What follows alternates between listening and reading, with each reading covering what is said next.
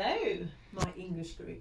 Today we're going to be starting the book Granny. We've been building up to this for a couple of weeks now with lots of work about our own grannies.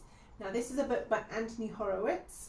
It's a very funny, bit of a dark sense of humour book, okay, but I'm sure you will enjoy it. I think you'll find the language a little bit easier than The Railway Children. It's a more modern book, so I think a lot of you will be a bit more enthusiastic about this book than you were the last. So this is all about Granny. So before you start, think about the front cover, look at the cover, and what do you think is going to happen? What kind of character is this Granny? Okay, so today I'm going to read you the introduction, and then afterwards you can read it through again and then answer the comprehension questions. So, introduction. Do you have a granny? Grannies aren't the same as grandmothers. For a start, they don't even have to be women. They're just very old, very unpleasant, and seem to cast a shadow that stretches out long before they enter the house. By and large, grannies hate young people.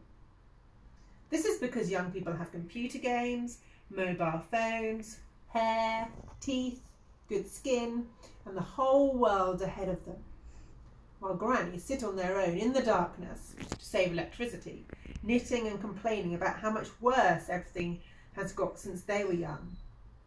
The truth is, though, that they never were young, or if they were, they didn't notice. The book you're now holding was inspired by my own granny, a truly dreadful woman called Esther Sheraton, who often visited when I was young. I could tell she was coming because my father would be in a terrible mood. My mother, her daughter, would develop a nervous twitch. The dogs would howl and the sun would go in. I was about 8 years old when I realised that it was all her fault. It actually came as a great shock. I thought everyone liked her. I thought, because she was my grandmother, that she must be a nice person. In a way, I think I began to grow up the day I discovered that she was actually evil. What do I mean by that? She never murdered anybody. She didn't want to destroy the world. But I think there's another sort of evil that is often overlooked, and it is this. Granny never did anything to help anyone else. She was rich and healthy. She lived into her 90s, but she was utterly selfish and complained all the time.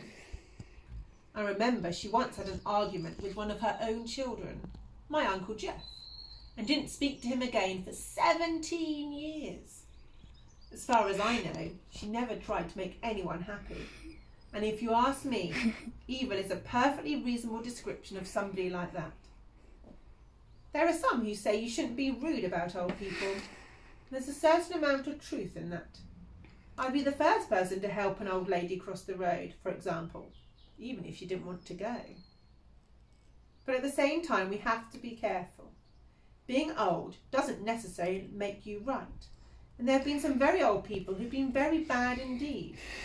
Look at Mr. Mugabe, the president of Zimbabwe, who at this time of writing is 84 and about as horrible as is possible to be.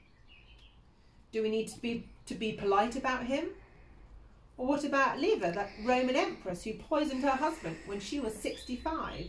Or even Mr. Burns in The Simpsons? No, I see absolutely nothing wrong in poking fun at the elderly if they deserve it. And I would have poked a great deal more at my grandmother. Sharp sticks, flaming torches, if I'd been given the chance. In fact, she died when she was 93.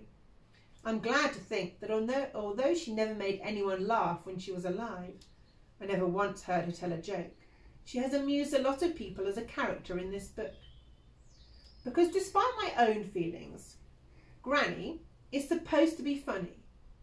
It's always been my belief that the best way to weaken your enemies, whether they're bullies, politicians, or unpleasant relatives, is to laugh at them.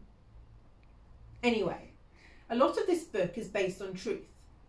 Thattleby Hall is a version of Whitefriars and Stanmore, where I was brought up. The house had a huge garden and a very old gardener called Mr. Lampy. Maud Warden is based on my own mother, who did play Chopin on the piano and bridge on Tuesdays. And I really did have to eat those disgusting cream cheese teas when I went to visit my grandmother, who lived in a horribly overheated flat in Mayflower Lodge. I changed the name to Wisteria Lodge in the book. I often went on holidays to Bideford in Devonshire, and even Anthony Lagoon exists. I worked there in my gap year. All I can say is, I hope you enjoy reading it more than I enjoyed living it. In all honesty, that shouldn't be too hard. Anthony Horowitz, December 2008. So I hope you enjoyed reading this. I now would like you to read it once more and then answer the questions in full sentences. That means capital letters, no starting with because, no starting with he or she.